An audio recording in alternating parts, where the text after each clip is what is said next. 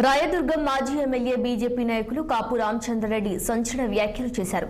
తనపై అసత్య ఆరోపణలు చేస్తున్న శ్రీమన్నారాయణ కోట్ల రూపాయలు ఐపీ పెట్టి మోసగించాడని, ప్రభుత్వానికి ట్యాక్స్ ఎగ్గొట్టడానికి తీవ్ర స్థాయిలో విరుచుకుపడ్డారు. ఇక కులం పేరును చెప్పుకొని లబ్ధి పొందేందుకు ప్రయత్నం చేస్తున్నాడని, సాయి బాలాజీ స్పాంజ్ ఐరన్ పేరుతో మోసాలకు ఒడిగట్టాడని ఆరోపించారు.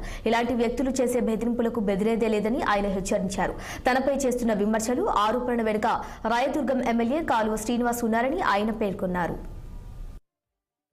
నేను సిబిఐకి లెటర్ రాసిన తర్వాత 2 లీటర్ వాళ్ళకన్నా అధ్వానమైన బతుకుపడదు. అంత నీచంగా ప్రభుత్వాన్ని, రైతుల్ని, బ్యాంకుల్ని ముంచిన బతుకువాడిది. వాడేం మాట్లాడతాడు మా పైన? ఇంకా పెడతానంటే నేను పెట్టినా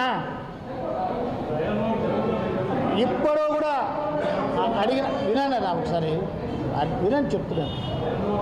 ఐరన్ ఓరు దొంగతనం జరిగిన తర్వాత నేను సిబిఐకి లెటర్ రాసిన తర్వాత 2 లీటర్ రాసిన తర్వాత దాని ముందు ఒక ట్రెంచ్ కొట్టినారు. కానీ ఛాలెంజ్ చేస్తున్నారు, ఎవడు ఆపుతాడో మేము చూస్తాము.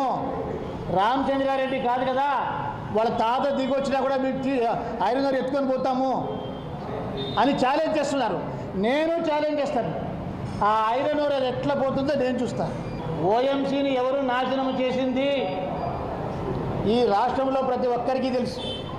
నేను మాట్లాడాల్సిన అవసరం లేదు. జనార్దన్ రెడ్డి ఆ రోజు జనార్దన్ పైన ఎవరు టార్గెట్ పెట్టినారు, జనార్దన్ రెడ్డి తొక్కాలని ఎవరు ప్రయత్నం చేసినారు, ఓఎంసీని ఎవరు నాశనం చేసినారు, బ్రహ్మణి సీన్స్ రాకుండా ఎవరు చేసినారు, దాదాపు 50,000 నుంచి 1,00,000 మంది కుటుంబాలకి మంచి జరగాల్సింది ఎవడు ఆపినాడో ఆంధ్రప్రదేశ్ రాష్ట్ర ప్రజలందరికీ తెలుసు. నీటి సంపులో పడి బాలుడు మృతి చెందిన ఘటన